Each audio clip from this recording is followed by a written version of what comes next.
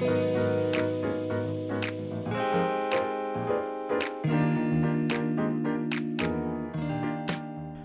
my name is Dwayne Gathers, and welcome to CivitasLA, featuring diverse and emerging voices in this dynamic region who are creating and serving community every day and building a better tomorrow. In these bi-weekly conversations, we hear from, learn from, and are inspired by a new generation of civic entrepreneurs moving our region forward and making Los Angeles a stronger, more resilient, and connected group of citizens. As CivitasLA continues to celebrate Hispanic Heritage Month, we acknowledge the important role Latino art and artists have played in the history of our city and region, dating back to the 1920s Mexican muralist movement. The 1960s saw the Chicano civil rights movement and the rise of an art form that represented both civil and social protest. Out of this movement came a number of multicultural art centers, including the DA Center for the Arts in Pomona, and closer to home, Self-Help Graphics and Art. With us today in studio, we're delighted to be joined by Betty Avila, Executive Director of Self-Help Graphics and Arts, to share the important history and work of SHG in nurturing this community of artists and their efforts to elevate the work of Latino art and artists and raise the collective voice of Latino arts organizations so that this work is amplified and celebrated every day and not just during any given time frame. Betty, welcome to CivitasLA. Good morning. Thank you so much, Dwayne. Good morning. Thank you for having me. I appreciate you being here.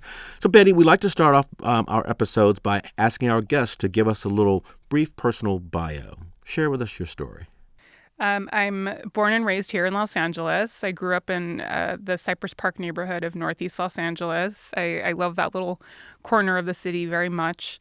And I had an internship at the Getty Research Institute when I was in college and got to experience the world of institutional arts and culture, and had a really incredible transformative moment where I just knew, okay, this is what I want to do for the rest of my life. I want to work in places that are providing these types of experiences for community members like me.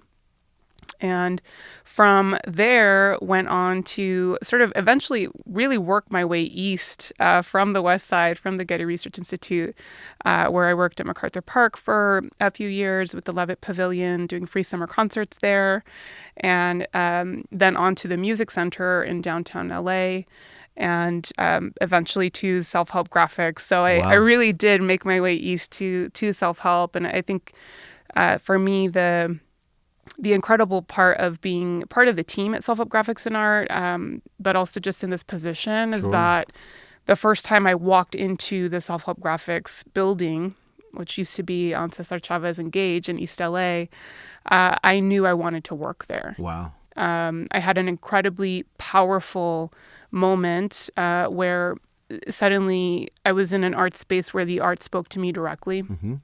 A very different experience from some of the other cultural institutions that we have here in LA, and to actually be in this position now and stewarding the legacy of the organization, it feels like such a privilege. How many years have you been the executive director now?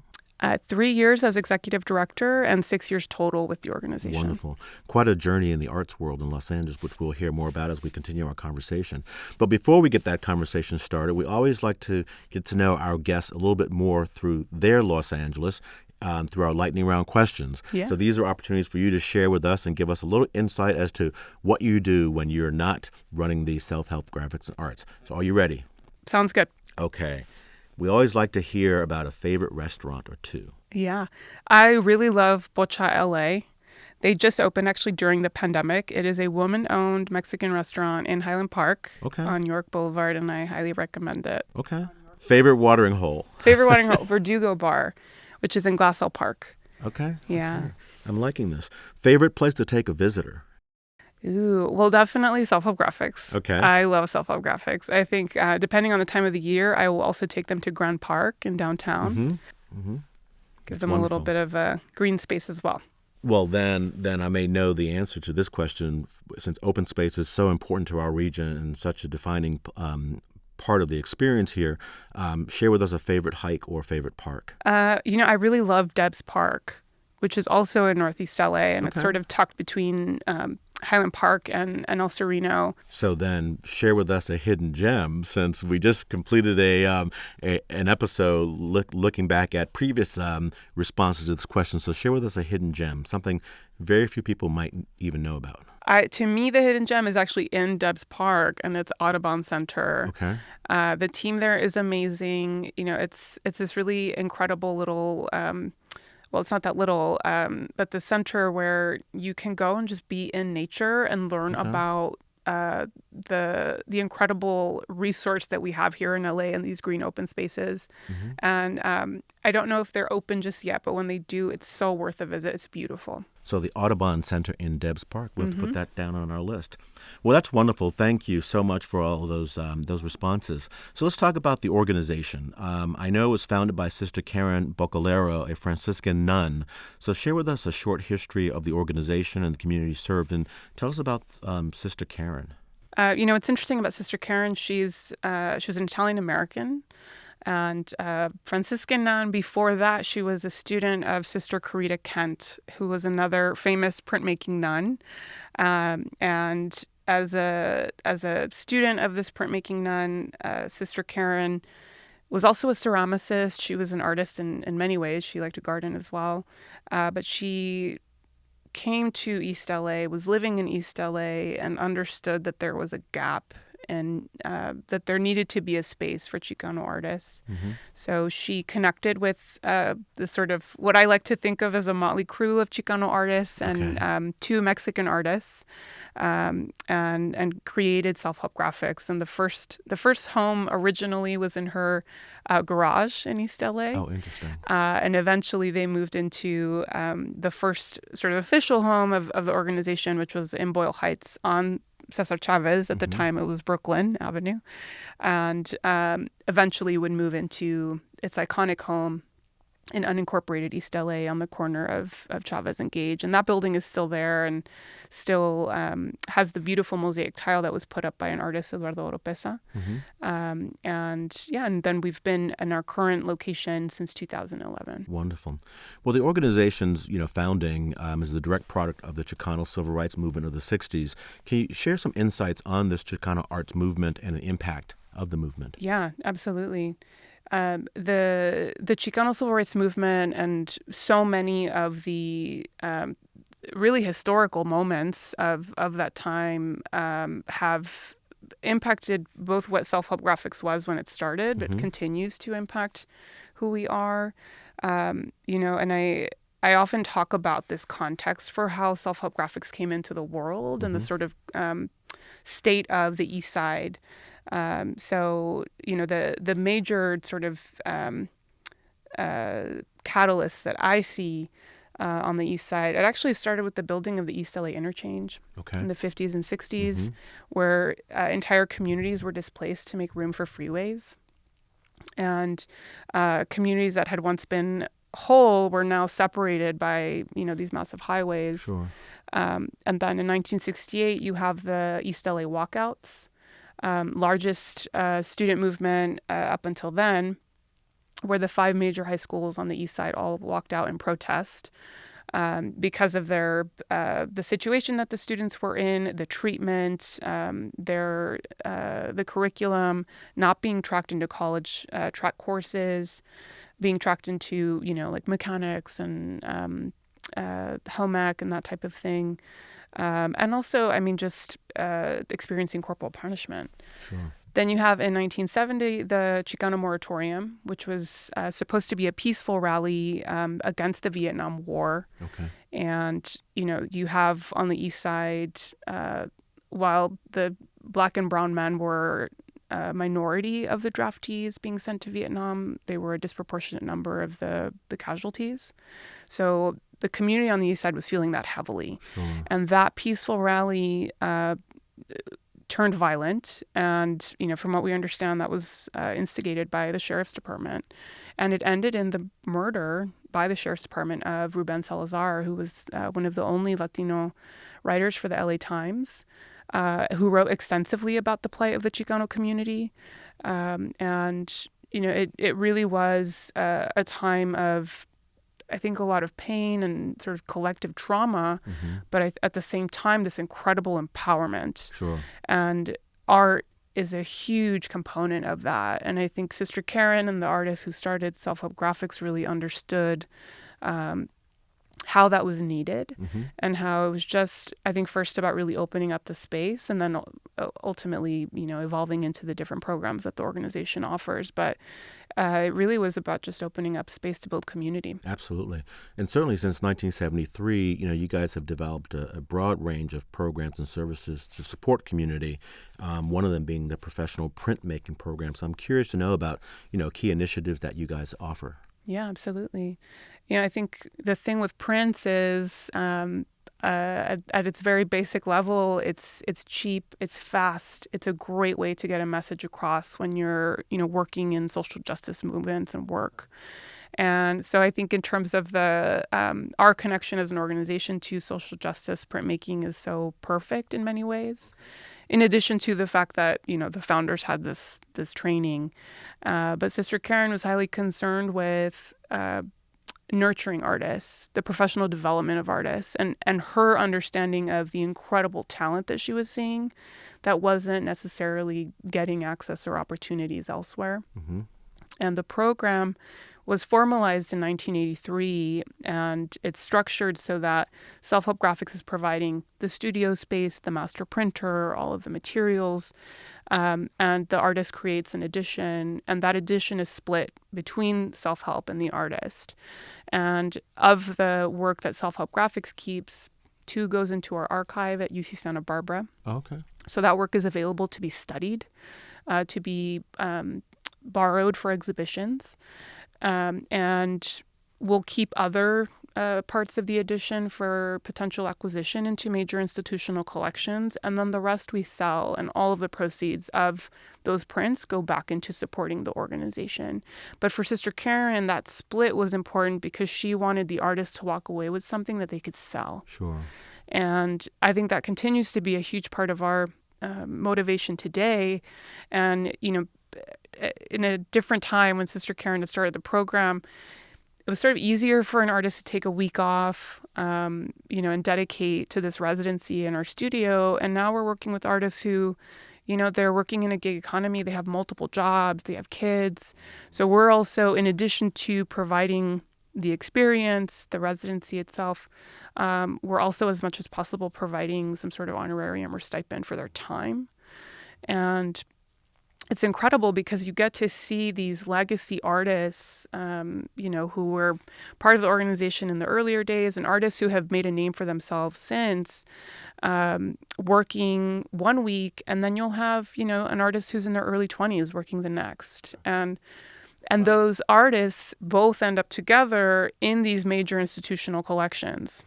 Well, I was going to ask, how many people are you serving per year, and what is the age range of folks that come through your doors? Well, as a whole, the organization sees anywhere from 28 to 30,000 plus people a year. Wow. And obviously this isn't the before times. Sure. But yeah, it is incredible just how much the space is utilized, both by our own programs, but also by our partners and other community organizations.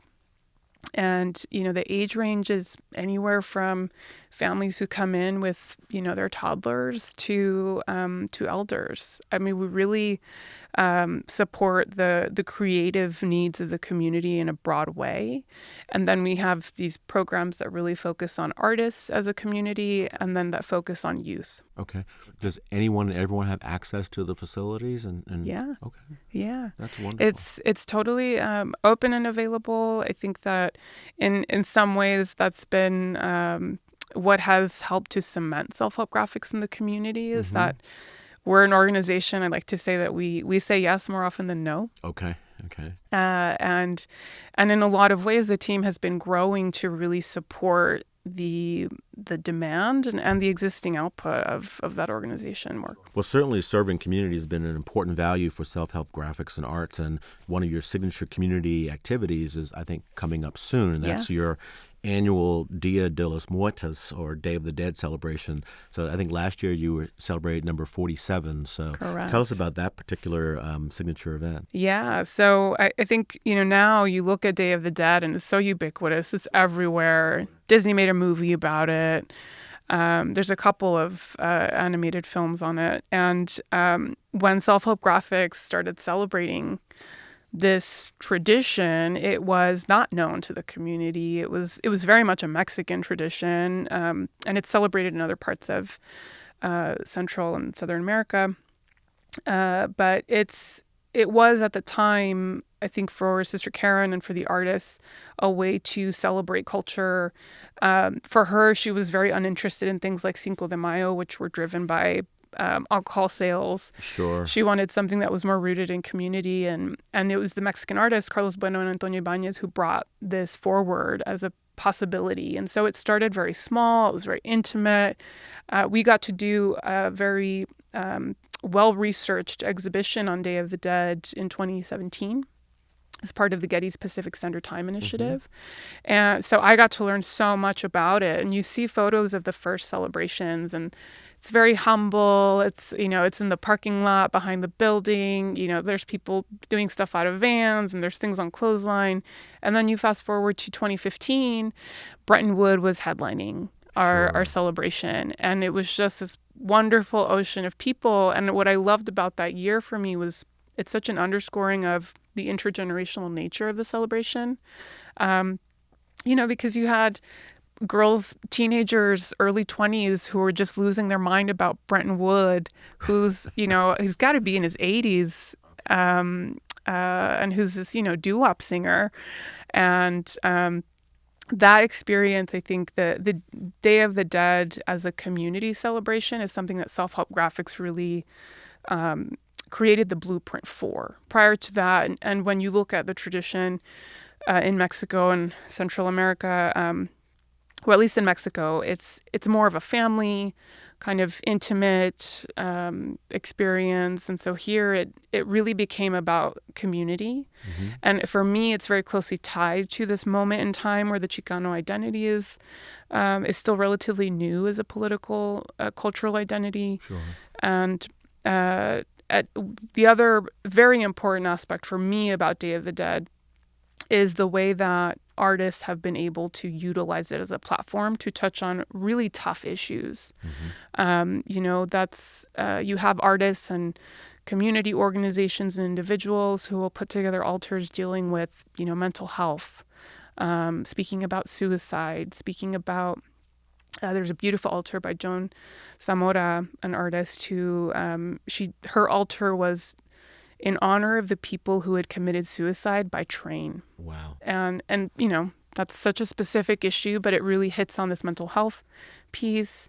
Altars about police violence. There was an altar once that was very simple, but it was so poignant, and it was constructed from the metal base of beds that you would find in like a juvenile detention center. Yeah. So there's that kind of, I think, raising awareness. And I think also this sort of processing of communal traumas, of these things that we're experiencing in our day-to-day but don't always have the words for, or even that we give ourselves the time for. Right. And tell us about the planning for this year's festivities, and how do we access information about it? Yeah, absolutely. So it's the 48th annual, which is exciting. And, last year we had to go totally virtual, Sure. which was, I think, tough for even the team because it's the time of year where we get to see so many people. Right. And so we're very happy to be coming back in person. Definitely taking all the necessary precautions for COVID, but we will be on site. So every weekend we will have workshops that are all ages friendly. Okay. It's totally free. And all of the workshops, people are creating paper flowers and papel picado and things that contribute ultimately to our celebration, which will happen on October 30th. And share with our audience how to find more information, please. Yeah, so if you go to our website, selfhelpgraphics.com, you'll get to see the full season. And there's many workshops and many programs that make up our season. And all of that information is there. Excellent. So, let's pivot just a little bit and let's talk about arts organizations overall. Last year, we had the opportunity to speak with a gentleman you probably know, Gustavo Herrera, Executive Director of Arts for LA, and we were right in the throes of the pandemic, and we were talking about, their work advocating on behalf of artists and arts organizations who were impacted by COVID-19. So, from your perspective, share with us the view of the state of Latinx arts community and arts organizations and how you were impacted by the pandemic. I think within the art and culture sector, BIPOC organizations, and of course within that Latinx arts organizations, have been systemically, chronically underfunded, always. And so you add on this incredible economic burden that the pandemic brought on. And so to me, that was this sort of scary moment of, are these organizations that already exist under so much pressure going to make it beyond the pandemic? Are they going to go through, these mass layoffs, extreme restructuring in order to just make it through? And, I think what's so important about the work of Arts for LA and Gustavo and his team is that they're really the organization that's there to make sure that doesn't happen. Mm-hmm. They're on the front lines of the advocacy piece. Completely. Sure. Yeah. And I think, looking at sort of now, I think we're past the worst of it, but it's still, you're left with a system and structure where these organizations were already underfunded. Will they continue to be underfunded and undersupported? Because when you look at the budgets of these organizations, those budgets don't reflect the impact of those cultural organizations in their community. And I think I can name several Latinx cultural organizations where that is absolutely the case. Yeah. How, for Self-Help Graphic, have you pivoted to deliver services and carry out your work? And what new business models do you see evolving amongst your organization and others? Yeah, I have to give so much credit to our programming team who found a way quickly to pivot. And learned sort of as we were going how to best engage folks virtually. So we moved a lot of our programs online. Other programs, they weren't going to translate, and so we had to pause them. And I think many organizations had to go through that sort of process of understanding what would work and what wouldn't. And one of the biggest lessons learned for us was there's an audience out there and a participant pool out there that is so interested, that is so wanting these types of programs, but they live in other states, they live in other cities, other countries. Mm-hmm. And so we recognized right away, just from being able to see where folks were tuning in from, that, okay, this is going to be, this is important now because people just need this type of engagement to get through that moment of uncertainty. But moving forward, why wouldn't we want to have engagement from young artists all over the country? Sure, I'm sure there are folks who live in medium-sized or small towns way far away who do not have access to an organization such as yours. Exactly. So, what new models do you think might evolve from this? I think for us, the next step that we're exploring is, as we come back into in-person programming, how do you maintain a level of engagement online?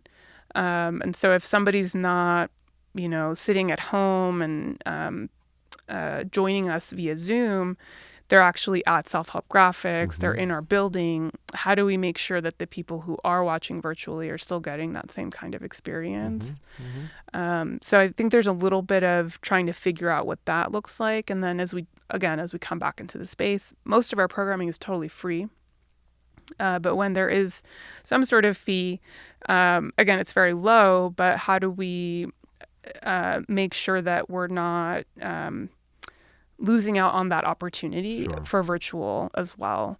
So, and again, it's like flying the plane while we're building it. Sure, absolutely. Everyone's doing that. Well, last year I noticed that you joined with some of your colleagues in the Latinx Arts community to form the Latinx Arts Alliance. Share with us how this came about and the goals and objectives of this particular alliance. Well, in 2017, the Getty had the Pacific Standard Time LALA initiative, right. Los Angeles, Latin America. And so there was suddenly this incredible influx of support and resources for cultural institutions and organizations across Southern California to focus on this group of community members here, artists in Latin America, and really the Latinx Arts Alliance came from this question of what happens after that resource goes away. Do all of these cultural institutions all of a sudden go back to normal? Sure. And not showcasing these artists, not centering Latinx arts voices in a county where we're almost 50% Latinx. Mm-hmm. So I think that was really the starting prompt. And then you go into 2020 in the year of the pandemic, and all of a sudden it goes back to this question of who is going to be speaking from this sort of place of collective power mm-hmm. on behalf of Latinx artists, Latinx arts organizations, collectives. And so the 5 founding member organizations were all part of that PST initiative. Mm-hmm.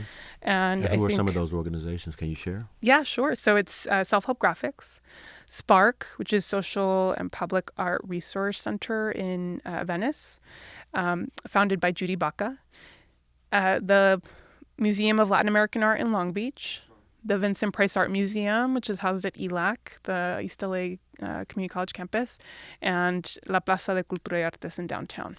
Oh, excellent. Wonderful. Mm-hmm. We always like to highlight collaboration and partnerships. So how do you see this alliance working with organizations such as Arts for LA or a group that I'm familiar with, U.S. Latinx Art Forum? Yeah, I think it's definitely about coming together around these shared goals. For Arts for LA, I mean, Gustavo and his team are really representing the sector as a whole, mm-hmm. which is, it's so diverse and complex and nuanced. And so they have a really big job. And I think, working with an alliance like the Latinx Arts Alliance, it's really about saying, okay, well, here's where we're coming from as an alliance. Here's what we're hearing from our peers and colleagues mm-hmm. in the sector. And so how can that inform your work as you're speaking to the sector as a whole? And then, of course, USLAF, they're scholars. And so the angle is a little bit different. But totally, I think the collaboration is critical. Because they're also doing programming. So the way that we're trying to represent and speak on behalf of cultural institutions and entities, they're really focused on the scholarship piece, and also we're all focusing on supporting individual artists. Mm-hmm. I think that's a critical piece. I look at, and I have been saying this since 2020, we really are going to depend so much on artists to help us collectively process everything sure. that we've been going through in the last 18 months. And so it's, for me, how do we make sure that they have the resources that they need, the support and nurturing that they need to, one, survive this whole situation, but also thrive enough so that they're able to really lead us through and out of this. Mm-hmm. Well, you just talked about, the role of art and artists and cultural institutions. And, I can't help but bring up the fact that, you've been firmly rooted over on East LA and Boyle Heights community for 50 years or so. And there's quite a conversation going on, shall we say, with regards to the role of some art galleries as they've cropped up in Boyle Heights. I'm curious to get your perspective on, and I know you guys used to be on East Cesar Chavez and had to relocate because of an increase in rent. Mm-hmm. We found a new location. So share with us your perspective on this community conversation around the role of galleries and its impact on community and how you guys are navigating that conversation. Sure. Yeah, and this precedes my time with the organization, but when Self-Help moved to Boyle Heights, back to Boyle Heights, I should say, there was a sense of awareness that there would be an impact.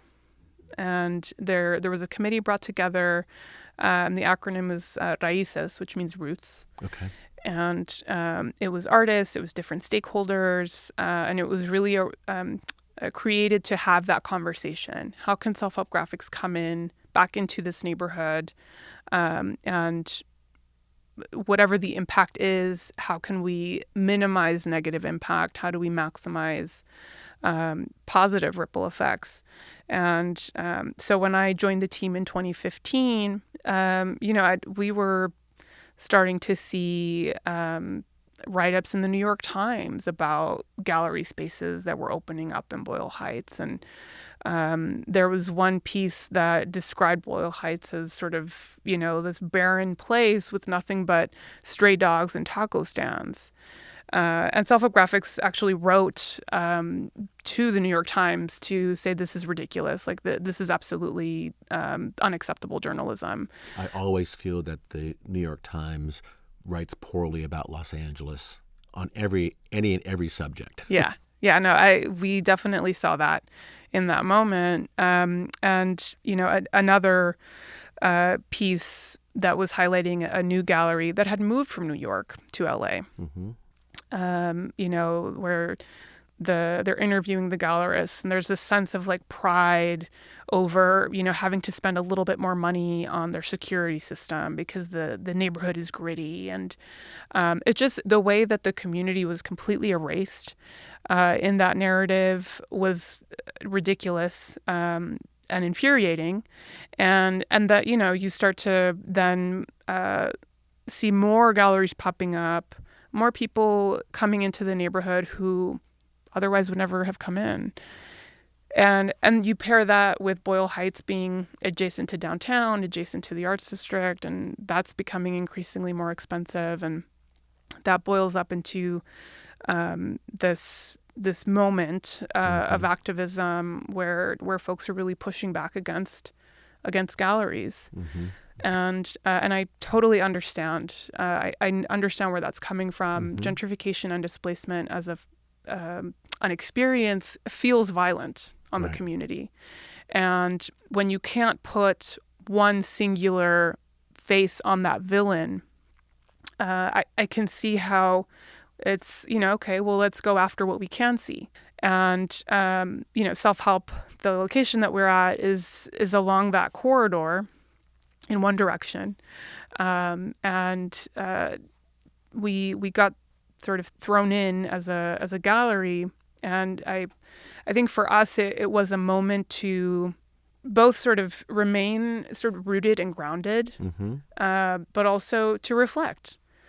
Here's a community that we're completely committed to, who's going through something that is a very real and serious economic issue. And how do we, as an arts organization, help to address that without, becoming a housing organization or a community developing organization? Sure.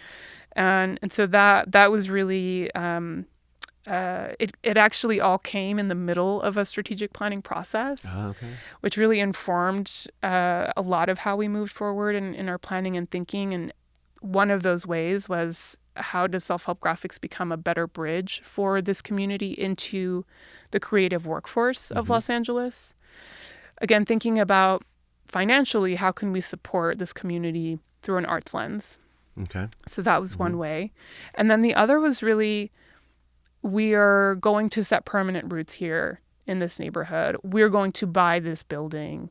We're going to constantly reflect the culture of this community back out into the world. And so when you come over the bridge on First Street into Boyle Heights and you see the Self-Help Graphics building, the thing that you're welcomed by is a gorgeous mural by artist Nani Chacon, and it's two indigenous women, and it's emblazoned with the word resist. Okay. And so for me, I think there's ways that we've been working to address this serious issue in the community that are sort of more visible.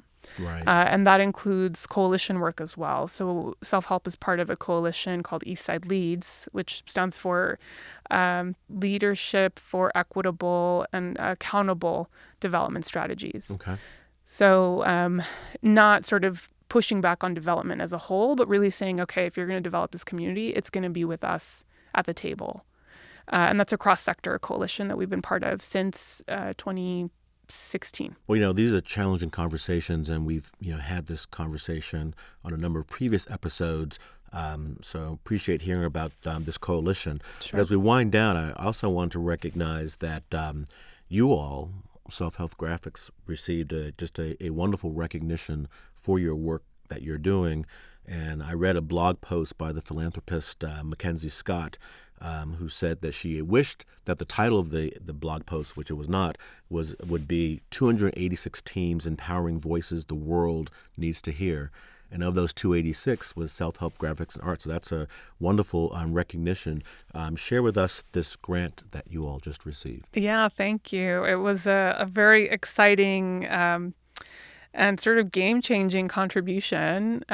We received $1 million from Mackenzie Scott. Wow. And, we're actually in the middle of a capital campaign in acquiring our building. We're wanting to renovate it as well.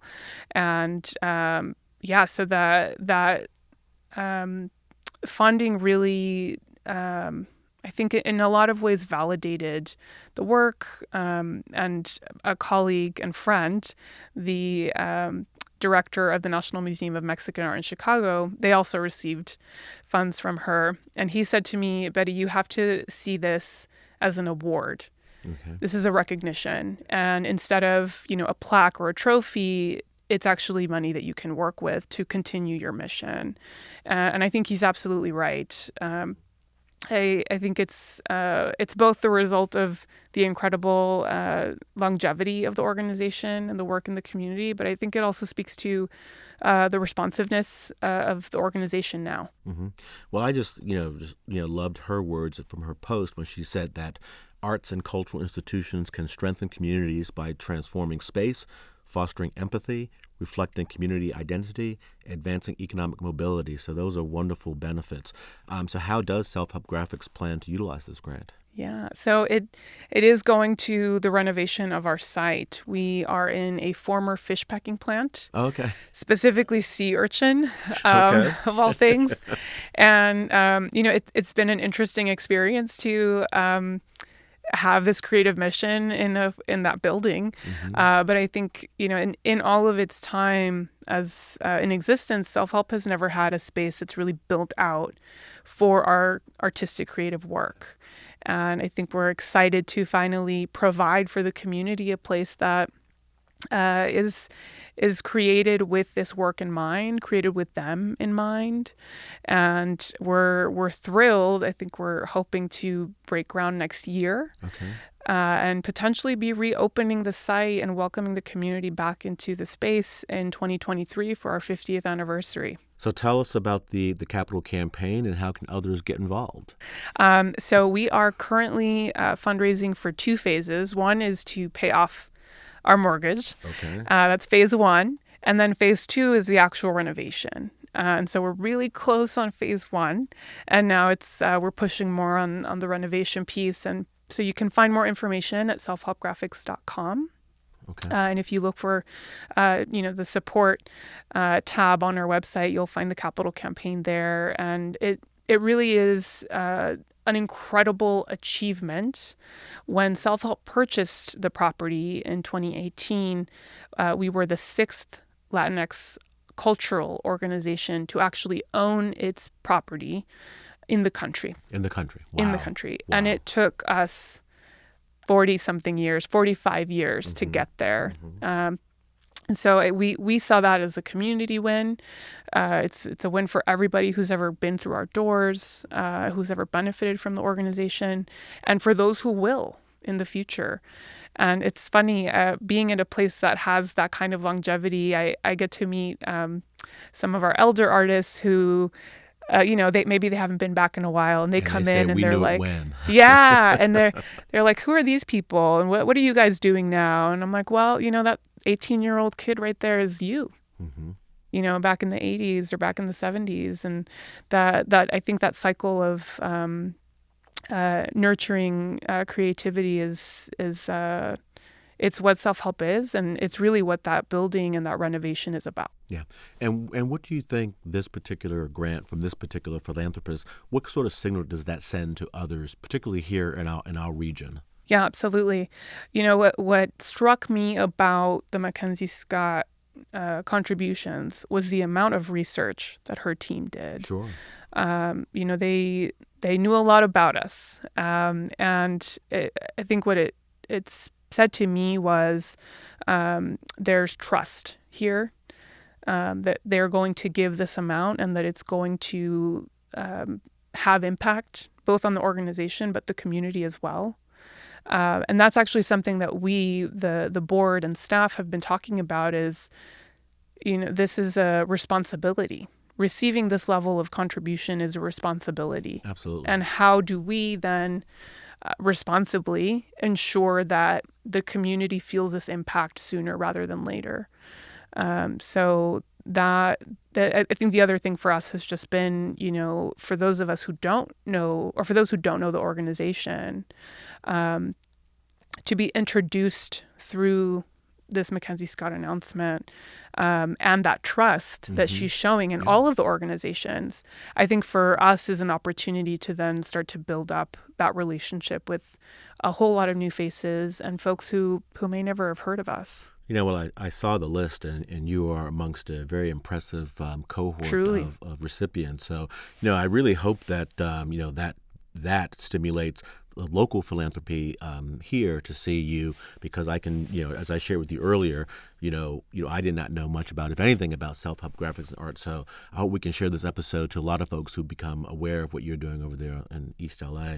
So Betty, we appreciate you joining us today, and we really are so thankful for the work of self-help graphics and art and all that you're doing with the Latinx Arts Alliance. But as we like to say on CivitasLA, the guest gets the final word. So share with us any closing thoughts, any call to action that you'd like to share.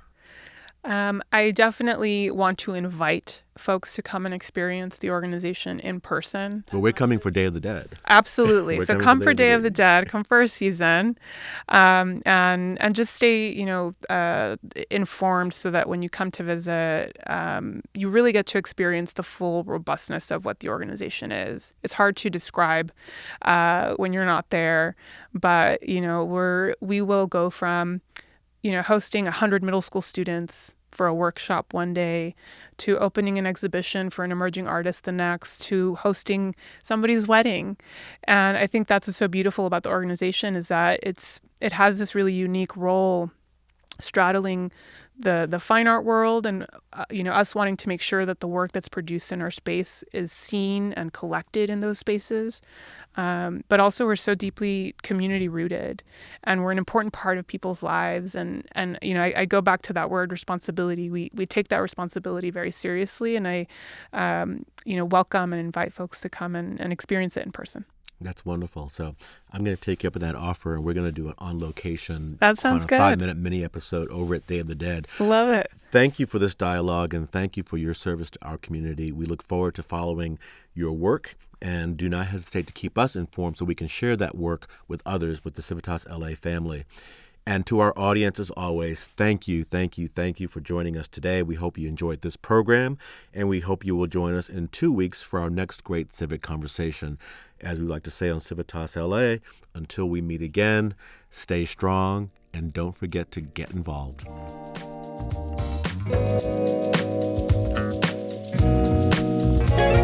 To learn more about CivitasLA and to share feedback on this program or recommend a future program, please visit us at www.civitasla.com. And don't forget to connect with us on Facebook at CivitasLA, on Instagram at Civitas_LA, and on Twitter at Civitas_LA.